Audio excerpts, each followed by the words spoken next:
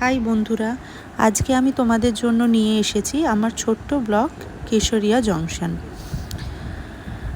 এটা ছিল আমার হঠাৎ প্ল্যান আমার এক বন্ধুর সাথে।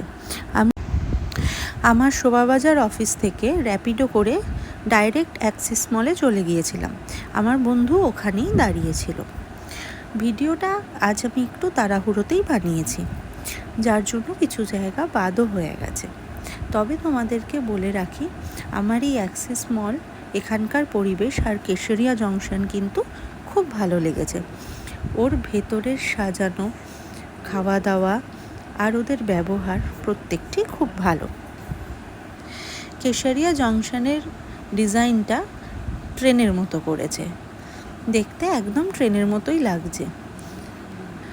আর দেখো, এই অ্যাক্সিস মলের সামনেটাও কি সুন্দর।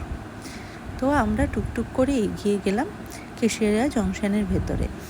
এইবার তোমাদেরকে আমি ভেতরটা দেখিয়ে দিচ্ছি।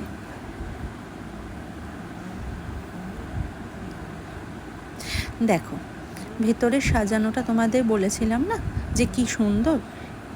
আমার তো বেশ ভালো লেগেছে। ভেতরের সাজানো গোছানোর মধ্যেও একটা অন্য সাবেকিপানা রয়েছে। আচ্ছা, তোমাদের বলে রাখি, এখানে খাওয়ারের রেট কিন্তু খুব একটা বেশিও নয়। আমাদের দুজনের মোট 700-750 টাকা মতো খরচা হয়েছিল। তোমাদের কাছে মেনু কার্ডটা তুলে ধরলাম, তোমরা চাইলে এর কম খরচাতেও মিটে যেতে পারে।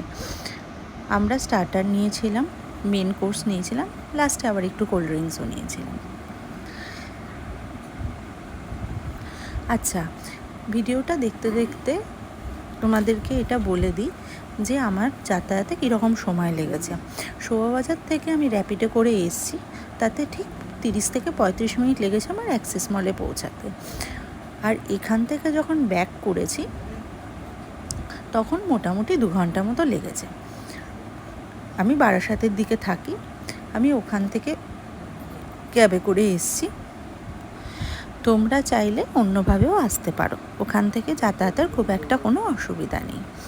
যাই হোক, তোমাদের সাথে ভিডিওটা শেয়ার করতে পেরে আমার খুব ভালো লাগলো। তোমাদেরও যদি ভালো লেগে থাকে তাহলে প্লিজ একটা লাইক, শেয়ার অ্যান্ড সাবস্ক্রাইব করে দিও। থ্যাংক ইউ সো মাচ আমার ভিডিওটা দেখার জন্য।